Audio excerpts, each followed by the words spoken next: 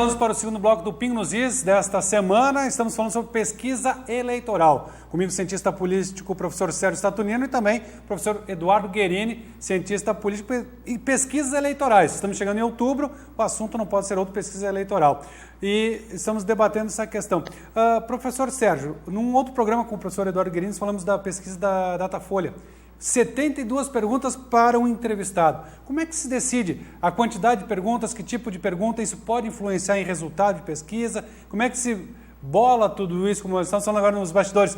De repente, nessa pesquisa, vai dizer até a roupa que o candidato tem que usar para agradar o eleitor. Como decidir tudo isso? Eu não diria para agradar o eleitor, mas conforme é um contexto segundo o qual ele vai aplicar as suas ideias e os seus valores. Enfim, você consegue verificar isso. Eu não consigo aplicar uma pesquisa com 72 perguntas, né? Nem mesmo que sejam perguntas de confirmação, porque você tem recorrência, você faz uma pergunta em determinado ponto da entrevista e você faz a mesma pergunta de forma diferente em outro ponto da entrevista, que você chama de recorrência para fazer análise de consistência. Mas nós trabalhamos com volumes bem menores. A saída de campo ela emite um certo tempo necessário e máximo para você falar com as pessoas, interromper o tempo dela, na medida que a gente faz a pesquisa. Porque para nós, uma pesquisa eleitoral é decidida pelo primeiro passo, que é o fato de você fazer entrevista com uma coisa pública. Portanto, como é uma coisa pública, fizemos as entrevistas com as pessoas na rua, no ambiente público. Então, essa é a primeira decisão teórica. Abordar uma pessoa na rua, da maneira que nós abordamos, eu não posso tirar muito tempo dela. Sim. Ao mesmo tempo, eu tenho que ser razoável no tempo da própria pesquisa. Não vou fazer uma ou duas perguntas também, mas também não posso carregá-la de 100 perguntas. Sim.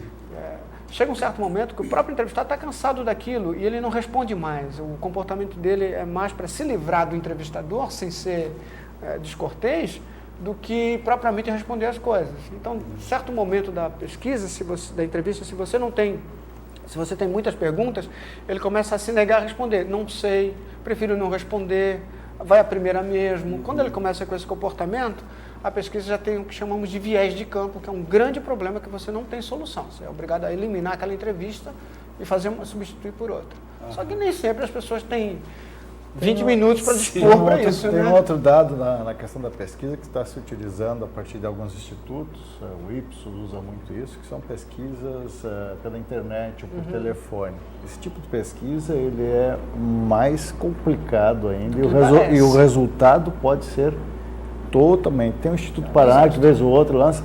Então, as pessoas começam a olhar aquela pesquisa achando que é verdadeira e, na verdade, aquilo é uma tradução de um momento muito específico que não representa a realidade do conjunto amostral. Quando você faz entrevista mediada, que é o caso por telefone, que é pela internet, você não tem controle do processo de produção dos dados, que a gente chama tecnicamente assim.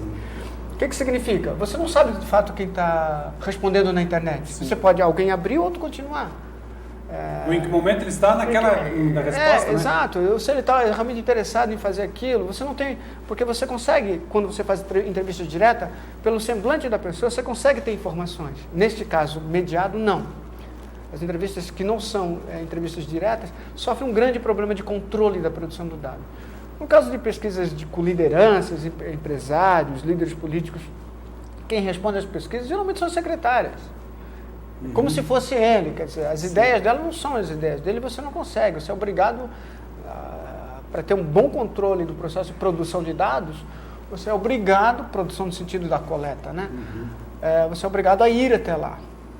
Só que isso fere custo de pesquisa. A pesquisa tem um valor.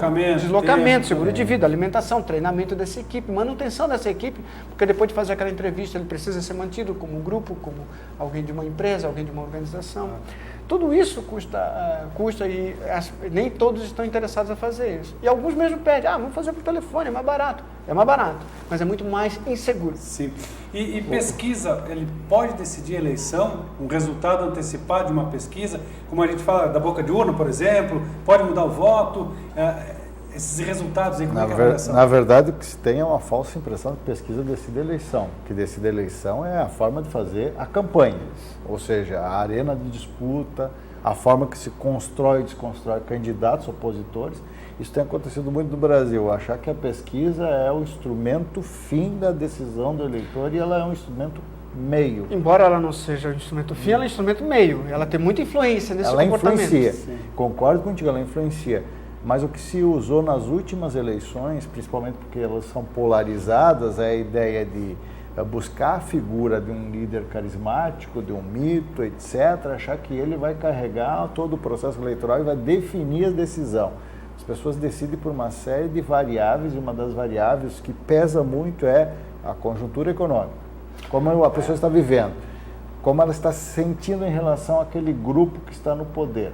Isso pode levar à eleição. As máquinas partidárias eleitorais também funcionam. Partidos bem capilarizados, eles podem ter votos que são votos controláveis, vamos dizer assim, nos pequenos municípios e médios. E eu acho que o Sérgio pode compreender isso. Hoje se lança a ideia de que a pesquisa vai trazer um resultado inabalável. E na prática ela tem provado o contrário. Ela está simplesmente observando uma realidade, compreendendo essa realidade, e o eleitor ele vai sendo movido por N variáveis a uma decisão, mesmo que seja induzido muitas vezes. Tem outro fator, a pesquisa, quando eu coloco um nome, ela não está falando da plataforma, do programa de governo. O programa de governo pode ser mais ou menos atraente para o eleitor. Então, se você pegar, as pesquisas também buscam quais são os principais problemas. Combate à corrupção, a questão da saúde, da educação, do emprego. Isso vai influenciar na maneira que o candidato vai a um debate, se posiciona diante daquele problema e responde ao eleitor, porque o eleitor também quer respostas. Sim. E ele não pode se sentir, na maior parte das vezes, um sujeito que é traído pela sua decisão. Porque o voto do eleitor brasileiro, muitas vezes, não, o eleitor foi um estelionato eleitoral, foi traído. Não, a conjuntura está dada. Ele não tem nem esse sentimento, não. Porque o tempo da política para o eleitor é até a eleição. No dia seguinte ele não vale mais nada, porque nós não temos cidadania. Nós somos eleitores, não cidadãos. Então, vale o seu poder como eleitor, vale até o momento de você votar. Da decisão. Você votou, você não tem mais valor para aquele candidato. Sim. No dia seguinte da eleição, você tem apenas os eleitos, você não tem mais os eleitores. Né? Então, essa é uma coisa. Então, esse tempo da política se faz agora, essa fervura que nós nos envolvemos, então, depois apaga. Aí eu acho que o eleitor não se sente mais traído, porque ele também não tem mais o compromisso do dia seguinte. Se responsabilizou totalmente. Ele se livra disso. É a história do controle social do mandato. Agora, nós temos 3 momentos, nessa estrutura do processo eleitoral atual, nós temos 3 momentos do processo eleitoral. O voto em expectativa, que agora que está acontecendo, que essas pesquisas absorvem apenas o voto em expectativa, que é a intenção de um nome mais bonito, uma sonoridade, um comportamento, alguma coisa que atraia como um produto mesmo, atrai o eleitor. Depois nós temos o voto em concorrência, quando os candidatos já estão definidos, que dura mais ou menos 15 dias, 3 semanas, 4 semanas, no máximo. De rádio, TV ajuda. Quando eles estão em embate, que a gente começa a diferenciar os candidatos postos. E depois o voto em negação. Eu voto no candidato A porque eu não quero que o B ganhe. Sim. E a pesquisa está dizendo que o B pode ganhar. Então eu voto no A, que é o principal concorrente dele. Não é mais uma questão ideológica, partidária, programática. E aquela questão, eu vou votar naquele porque ele vai ganhar também, né? Tem Também essa, tem para não isso. perder Então, meu voto. a pesquisa tem essa capacidade de influenciar. Agora, o problema não é você divulgar a pesquisa, é o que se faz com a pesquisa. Se o eleitor a toma como uma informação para fazer essa decisão, é um problema que nenhuma legislação pode dizer que é proibido, então, você inibir o eleitor a tomar essa decisão em virtude disso, Sim. Da pesquisa. Ela influencia sim, não decide, mas influencia. Ela é importante nesse processo todo.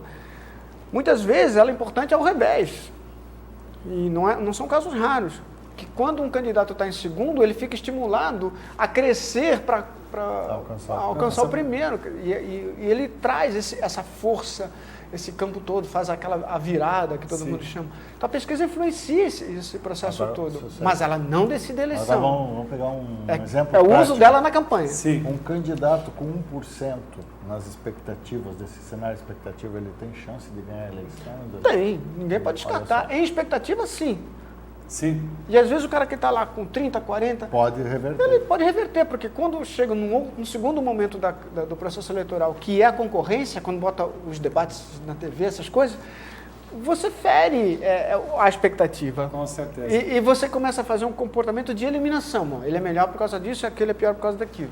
Você vai eliminando parâmetros. O importante da pesquisa, então, não é apenas o número, e sim todo o contexto dessa pesquisa para se analisar quem é melhor ou não é. Na verdade, as pesquisas eleitorais, elas traçam cenários para tomar decisão.